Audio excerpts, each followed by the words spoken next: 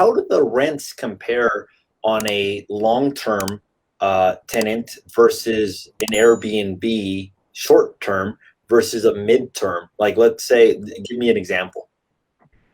Well, this is okay. So we own some of our properties that are in our midterm rental portfolio, but we don't own all of them. So we do something called rental arbitrage. And rental arbitrage, I know you know what that is, but maybe for your audience, they don't know. That's where we go to the landlord and we say, "Hi, Mr. Landlord, we're running our business this way, and we want to rent your property on a master lease," meaning you're giving us the ability to sublease this property out. We're going to go in, we're going to furnish your property, we're going to make it beautiful, we're going to keep it in, show ready all the time. And then we're going to market this property to bring in our relocation client so they can stay here while we go and sell them a house. That's what we're doing. And so we're renting that property. As an example, here we just signed a lease on a property, $1,600.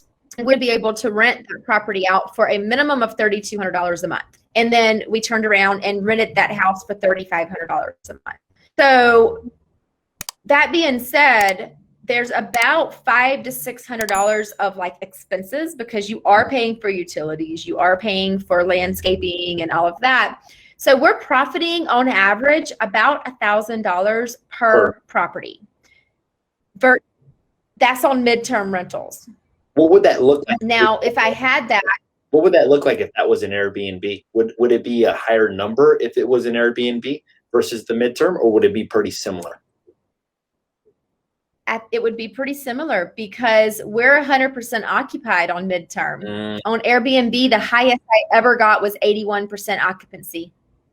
And I think that's really good. I've been talking to other Airbnb people, and what they tell me is that you want to shoot for about 80% occupancy. So in other words, it's almost the same exact thing, except you're not dealing with the cleaning of the people. Not only that, what I like about this business model is you can actually market it to the real estate community, not only to your clients, but like the light bulb went on in my head. And I was just thinking, okay, well, what if, like, because this is an issue all the time. Like, we have clients that are like selling and buying, and logistically, sometimes that doesn't always work out, or people want to take a small break from the marketplace.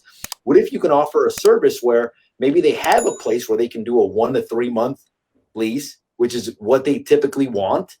And obviously they pay a little bit of a premium as well too, but it helps everybody out as well too. And you're not having new people just going through the property every single day. So that's what I like about that business model. And when you explain it that way, it kind of makes sense as well too. So you just nailed it. Because the problem is